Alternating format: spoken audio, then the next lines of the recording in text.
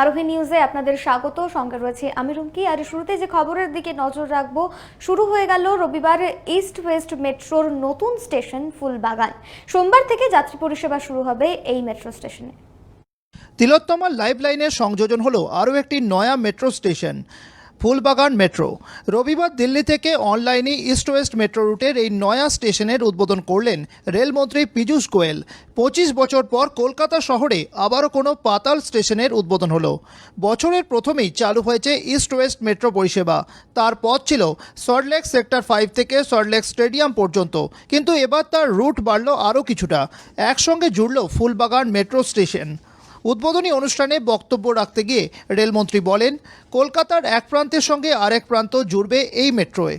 To inaugurate another station, the Phulbagan station. It's truly very, very commendable that all the engineers, all the workmen, the railway officials, all have worked in the midst of this COVID pandemic, rather worked extra during this pandemic to complete the Phulbagan station in time for Durga Puja.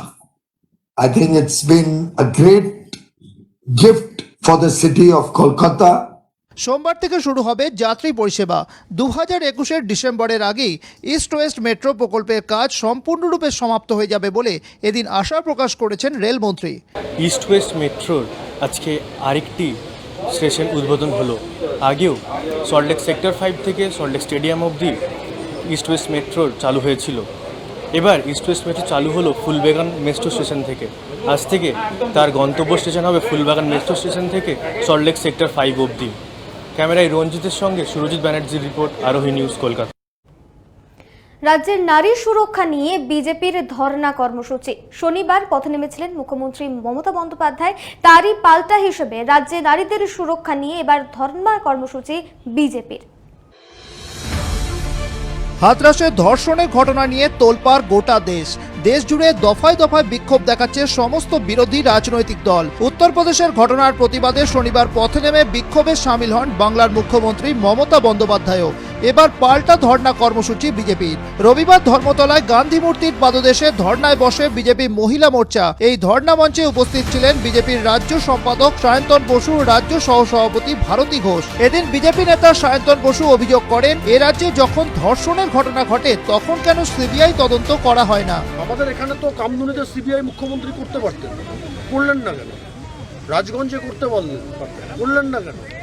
বসিরহাটে করতে পারতেন, করলেন না কেন? চোপড়ায় করতে পারতেন, করলেন না কেন? রাস্তায় হাঁটাহাঁটি করে সুগার কমানোর চেষ্টা না করে প্রত্যেকে সিবিআই করলে ওনার টেনশনটাও কম হতো, আর জনগণ জানতে পারতো কালপিটকে। পশ্চিমবঙ্গে 100খানা সিবিআই ইনকোয়ারি হতে পারে।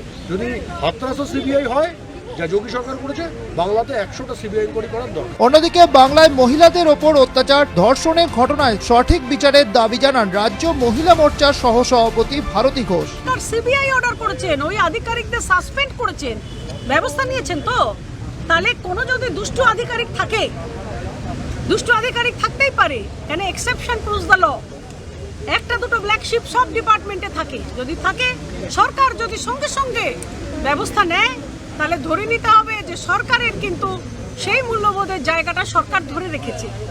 কিন্তু পশ্চিমবঙ্গে এই যে আমাদের এতগুলো মেয়ে মারা যাচ্ছে, গণধর্ষিত হচ্ছে, সরকার কি একবারও মুখ ফুটে বলেছে যে সিবিআই চাই বা এই আধিকারিককে সাসপেন্ড করেছে? আপনারা দেখেছেন? একটাও ঘটনা দেখতে পেয়েছেন? বলুন তো। হাতরাসের ঘটনা নিয়ে রাজ্য জুড়ে রাজনৈতিক তরজা তুঙ্গে। রাম জন্মভূমিতে ধর্ষিতা হলেন বাল্মীকি, অথচ সেই নিয়ে মুখ না খুলে রাজ্যের মহিলাদের নিরাপত্তার প্রসঙ্গ নিয়ে বর্তমানে কেন ব্যস্ত বিজেপি নেতারা, সেই প্রশ্ন থেকেই যাচ্ছে। ক্যামেরায় রঞ্জিতদের সঙ্গে সুরজিৎ বন্দ্যোপাধ্যায়ের রিপোর্ট, আরোহী নিউজ, কলকাতা। মতুয়া মহাসংঘের সংঘাধিপতি মমতা বালা ঠাকুরের নেতৃত্বে এদিন বিক্ষোভ কর্মসূচি বারাসাতের চাপাডালি মোড়ে এদিন একটি মানববন্ধন কর্মসূচির আয়োজন করা হয় এবং এর পাশাপাশি ধর্ষকদের কুশপুতুল দাহ করা হয়। তাদের অভিযোগ, মতুয়াদের মতো দলিত মানুষদের ওপর উত্তরপ্রদেশে অত্যাচার চলছে। তাদের অভিযোগ, যোগী সরকার সত্যকে চাপা দিতে ব্যস্ত। উত্তরপ্রদেশে যে দলিতদের উপর আক্রমণ হচ্ছে, তার জন্য অল ইন্ডিয়া মতুয়া মহাসংঘের সংঘাধিপতি বারাসাত শাখার পক্ষ থেকে আমাদের সংঘাধিপতির প্রতি যে আক্রমণ হয়েছে, বারাসাতের সাংসদ কাকলি ঘোষ দস্তিদারের পরে যে আক্রমণ হয়েছে, সর্বোপরি উত্তরপ্রদেশে একের পর এক যে দলিতদের উপর অত্যাচার, নির্যাতন, রাহাজানি, মারপিট, তাদেরকে এরকমভাবে পুড়িয়ে মারা হচ্ছে। যে গান্ধীজি ভারতবর্ষে দলিতদের জন্য 1934-35 সালে দলিত ঐক্যের কথা বলেছিলেন, হরিজনদের উন্নয়নের কথা বলেছিলেন, সেই দলিতদের পরে আক্রমণ আজকে ভারতবর্ষে নেমে এসেছে, ভারতের সংগতি বিপন্ন হচ্ছে। কেন্দ্রীয় সরকারের কৃষি বিল এবং কৃষকদের সমর্থনে পদযাত্রার আয়োজন করল বিজেপি নেতৃত্ব। আদিবাসী বাহাদুরপুর এলাকায় একটি পদযাত্রার আয়োজন করা হয় স্থানীয় বিজেপি নেতৃত্বের তরফ থেকে। রবিবার ফারাক্কার বাহাদুরপুরে বিজেপির পক্ষ থেকে একটি বিশাল পদযাত্রা ও জনসভার আয়োজন করা হয়। পথসভায় সামিল হয়েছিলেন ফারাক্কা বিধানসভার কয়েকশো বিজেপি কর্মী সমর্থকরা। প্রথম সারির কার্যকর্তাদের গলায় ঝুলছিল তৃণমূল সরকারের দুর্নীতির বিরুদ্ধে অভিযোগের পোস্টার। এই 1 মাস আগে আমাদের একটা বিল পাস হয়েছে, কৃষি বিল, অর্থাৎ কৃষক ভাইদের জন্য যাতে সুবিধা করে দেওয়া যায়, যাতে কৃষক ভাইরা বঞ্চিত না হয় তাদের ফসলের দাম থেকে, এবং কৃষি পণ্যেও যাতে বিভিন্ন যাতে বিক্রি করতে পারে স্বনির্ভরভাবে, সেই জন্য একটা বিল পাস করেছেন আমাদের প্রধানমন্ত্রী নরেন্দ্র মোদী। সেই বিলের সমর্থনে কৃষক ভাইদের কাছে যাওয়া এবং কৃষক ভাইদের সমর্থন নিয়ে আমরা আজকে পদযাত্রা করছি। আজকে বাহাদুরপুর অঞ্চলে আমরা একটা পদযাত্রা করেছি এবং সেই পদযাত্রার মাধ্যমে আজকে দেখতে পাচ্ছেন হাজার হাজার লোক আমাদের সঙ্গে রয়েছে। কৃষি বিলের সমর্থনে বিজেপির র্যালিকে ঘিরে অশান্তি, চূড়ান্ত অশান্তি হয়েছে দুর্গাপুরের কোকোভেন থানা এলাকার গ্যামন সংলগ্ন এলাকাতে। মিছিলের ওপর পুলিশের লাঠিচার্জ এবং পুলিশ কর্মীদের সঙ্গে বিজেপি কর্মীদের ধস্তাধস্তি। দুর্গাপুরের কোকোভেন থানা এলাকার এই ঘটনা। গ্যামন মাঠ এলাকা থেকে বিজেপির বাইক মিছিল এবং পদযাত্রা বের করা হয় এবং সেখানেই বাধা দেয় পুলিশ, এরকমটাই অভিযোগ। এরপরেই পুলিশের সঙ্গে ধস্তাধস্তি চলে বিজেপি কর্মীদের। উপস্থিত ছিলেন বিজেপির রাজ্য সহ-সভাপতি রিতেশ তিওয়ারি। ঘটনার তীব্র সমালোচনা করেছেন তিনি। সারা পশ্চিমবঙ্গ জুড়ে ভারতীয় জনতা পার্টি প্রত্যেক বিধানসভা স্তরে কৃষক সুরক্ষা যাত্রা আমরা বের করছি, যার মধ্যে দিয়ে আমরা কেন্দ্রের নরেন্দ্র মোদী সরকারকে ধন্যবাদ জানাচ্ছি যে কৃষকের সমর্থনে, কৃষকদের জন্য যে ঐতিহাসিক বিল কেন্দ্রীয় সরকার প্রণয়ন করেছে, এর জন্য মোদী সরকারকে ধন্যবাদ জানানোর জন্য আজকে দুর্গাপুর পশ্চিম বিধানসভায় আমাদের একটি যাত্রা ছিল। দিলীপ ঘোষকে কালো পতাকা দেখালো তৃণমূল সমর্থকেরা। ময়না যাওয়ার আগে রবিবার তমলুকে প্রাতঃভ্রমণে বেরিয়েছিলেন বিজেপির রাজ্য সভাপতি দিলীপ ঘোষ। মর্নিং ওয়াক করার পর রূপনারায়ণ নদের কাছে স্টিমার ঘাটে একটি চা চক্রে যোগ দেওয়ার সময় তাকে কালো পতাকা দেখায় তৃণমূল সমর্থকেরা। সিবিআই তদন্ত চাই, একটাও চান না, আমাদের কোর্টে যেতে হচ্ছে। আর ওখানকার সরকার ওখানে ডিএম কে সাসপেন্ড করেছে, ওখানে এসপি কে করেছে, লোকাল আইসি কে করেছে, যারা যারা তার সঙ্গে যুক্ত সবাইকে সাসপেন্ড করেছে, ধরা পড়েছে ওখানকার দোষীরা, এবং সিবিআই তদন্তেরও আদেশ দিয়েছেন। একটা সরকার যা করা উচিত, দায়িত্বশীল সরকার ওটা করেছেন যোগী সরকার। তারা এখানে যাচ্ছেন না তো লোকের গ্রামে যেখানে অত্যাচার হচ্ছে, ওখানে নাটক করতে গেছেন। তো ড্রামা দেখার লোক নেই উত্তরপ্রদেশে, সেই জন্য ঢুকতে দেয়নি। সবাই জানে কাটেগানি কেন, আলু, এই যে আলুর যে লুট হচ্ছে, 5 টাকার আলু এখন 35 টাকা কিনতে হচ্ছে আমাদের। কোথায় গেল এ টাকাটা? মিডলম্যানটা, কাটমানিটা কোথায় দিচ্ছে? পার্টিকেই দিচ্ছে। সময় বিরতির, ফিরছি অন্যান্য খবর নিয়ে, সঙ্গে থাকুন।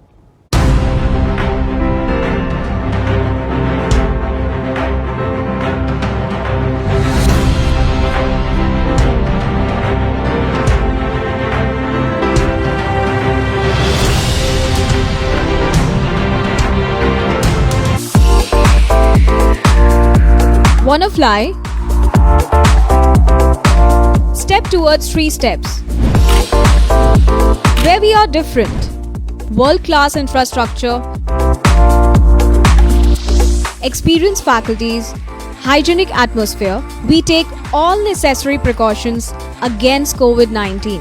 Meet the aviation professionals and build your dream career with 3 Steps Aviation.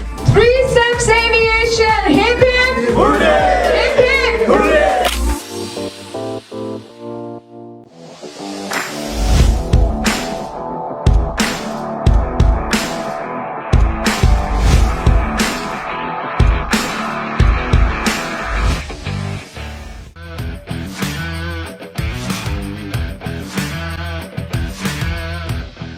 Welcome to Sinha Group of Companies, your genie in a bottle. Career advancement opportunities in aviation and hospitality.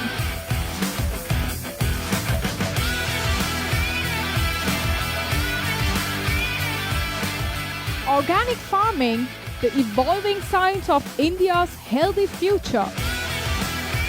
Digital marketing of the next generation. Income tax consulting and other legal services. Home furnishing and decor, bringing your dream house to life. We know what you desire, so unleash your genie with Sinha Group of Companies and let the magic begin. Sinha Group of Companies, dream with India.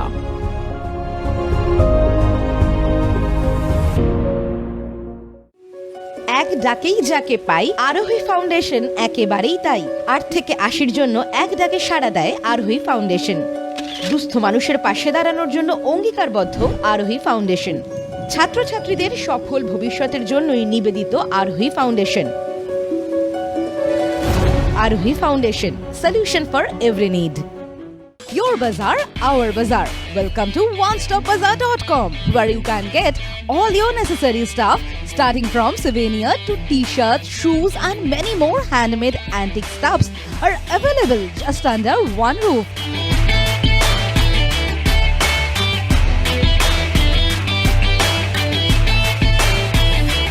Our stores are available at airports like Kolkata, Guwahati, Imphal, Bagdogra, and you can also find us at City Center too. We are just one click away to serve your need.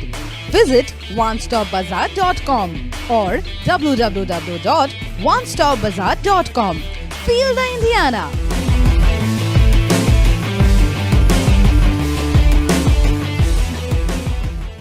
Orin Media and Entertainment, the future of digital news and entertainment world. With evolving trends and rising popularity of the online market, our unique production will tick all the boxes in your playlist. We bring you binge-worthy videos that will blow your mind away. Something you just can't miss. Orin Media and Entertainment. Keep binging.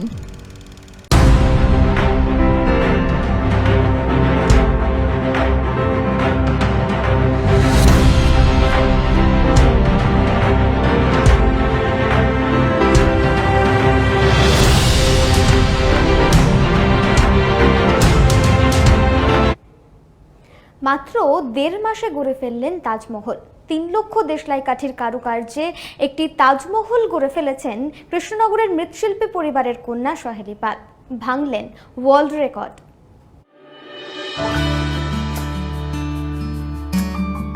দূর থেকে দেখলে মনে হবে এ যেন শিল্পীর হাতে আঁকা ছবি।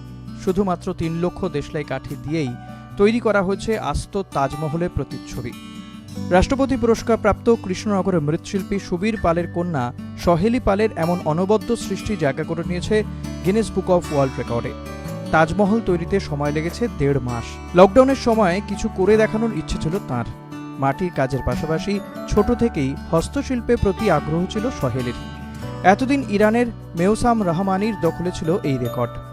২০১৩ সালে ১,৩৬,৯৫১টি দেশলাই কাঠি দিয়ে ইউনেস্কোর লোগো বানিয়েছিলেন তিনি। ৭ বছর পর তাজমহলের ছবি বানিয়ে সেই রেকর্ড নিজের দখলে আনার স্বপ্ন দেখছেন বাংলার সহেলি পাল। তাক লাগানো শিল্পকর্ম দিয়ে রেকর্ড গড়া বা স্বীকৃতি সহেলির এই প্রথম নয়। ২০১৮ সালে মাটি দিয়ে বিশ্বের সবথেকে ছোট দুর্গা প্রতিমা বানিয়ে আন্তর্জাতিক রেকর্ড করেছিলেন তিনি।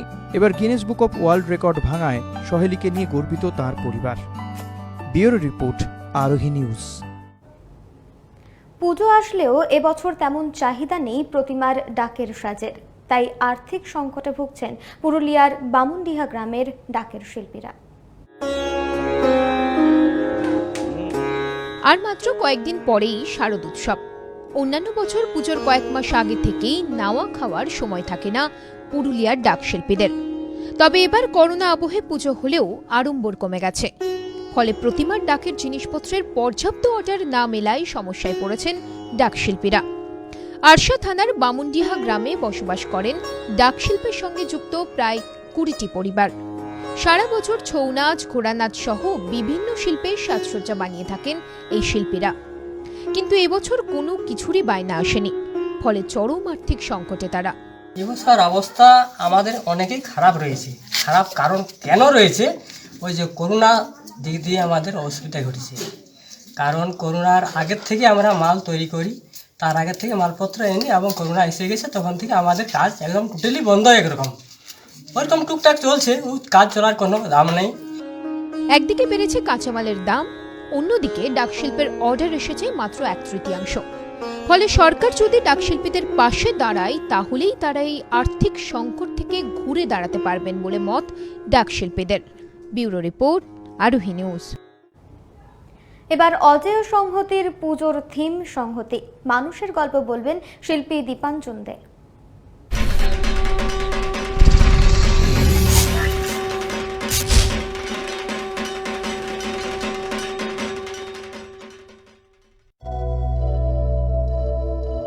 এবার পুজোয় নেই চেনা চাকচিক্য, থিমের লড়াই কিংবা প্রতিযোগিতাকে পিছনে ফেলে সুষ্ঠুভাবে পুজো সারাটাই যেন এখন একটা বড় চ্যালেঞ্জ হয়ে দাঁড়িয়েছে। এই অসময়ে বহু মানুষের জীবনও বিপন্ন, ফলে পুজোর মাঝেই মানুষের গল্প বলবে শিল্পী দীপাঞ্জন দে। দক্ষিণ কলকাতার অজয় সংহতির পুজোয় এবার থিমের নামও তাই সংহতি।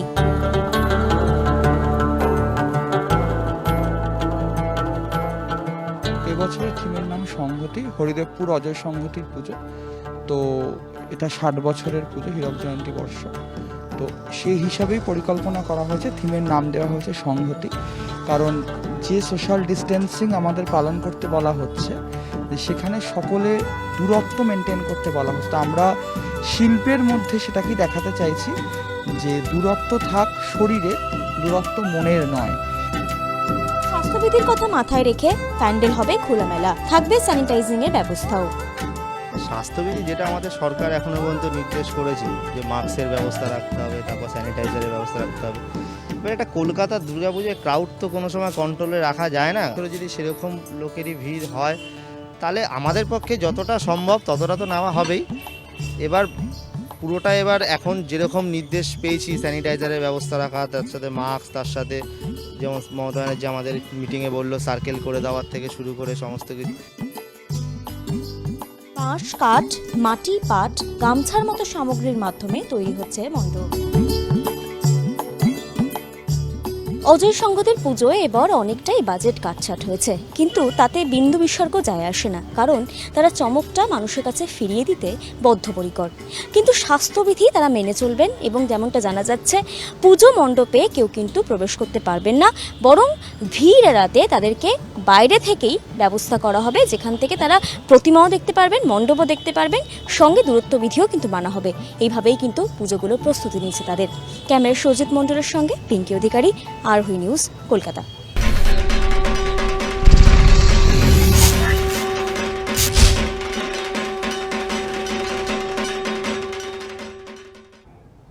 আপাতত এই পর্যন্তই। অন্যান্য সব খবরের জন্য নজর রাখুন আরোহী নিউজে।